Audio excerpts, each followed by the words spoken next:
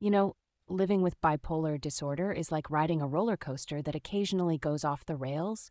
The highs are euphoric, like I'm soaring above the clouds, Superman with unlimited energy, right? And then there are those lows, those crushing black holes of despair. But in between those extremes, there are moments of clarity where my obsessions take center stage, like beacons guiding me through the chaos. Now, I have this thing with television programs. It's more than just watching. It's deep. When I latch onto a show, I dive in head first, heart racing, mind whirring. It's like entering a new universe where I can escape the tumult around me.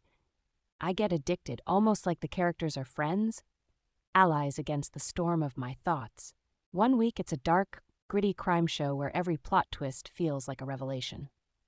The next week, it's a quirky sitcom where laughter feels like an antidote, bringing brief relief to my spiraling thoughts. But living with my family, I sometimes find I'm not just in those fictional worlds alone.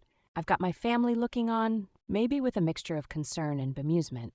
There's this family member, let's call him C, who just doesn't get it. C loves to poke fun at my obsessions. You're still watching that? Isn't it time to move on? C says, always with a smirk, like he's the king of the castle, judging. And here's the thing, in those moments, I feel small, almost childish. But I wonder, doesn't he see the comfort I find in these storylines? When life feels unsteady, those characters become anchors, giving me structure when my mind is chaos. There's something special about immersing myself in a narrative, getting to know intricacies that unfold like a map of tangled emotions.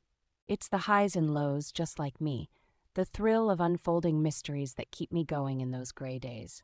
The other day I was deep in a binge-watch binge, absorbed in a show where characters battled formidable odds, their strengths shining through adversity. I mentioned my excitement to C, feeling the vibrant energy of the storyline coursing through me. His response was quick. It's just a show, right? Life isn't like that. Boom, just like that, the spark flickered, like someone snuffing out a candle. I get it. He's looking out for me, worried that I'm losing touch with reality. Maybe he thinks it's a distraction, but what he doesn't realize is that these moments, these obsessions, are my way of processing life. The characters, their struggles, and triumphs, they mirror my own. Instead of picking on me, what if he stepped into that world just for a second? What if he listened when I talk about characters like they're my confidants? Imagine sharing those moments instead of tearing them down. Hey, C, why not watch an episode together? Building a bridge rather than a wall. Maybe then he'd see the solace I find in the laughter, the cries, the triumphs, and even the heartbreaks. Perhaps he'd understand that it's not just about escaping reality. Rather, it's about connecting, feeling, and sometimes, most importantly, surviving. So I challenge you, if you're in a similar boat, if you have those obsessions that draw you in, embrace them. Let go of the shame. Share them with the people who matter, whether they laugh or roll their eyes.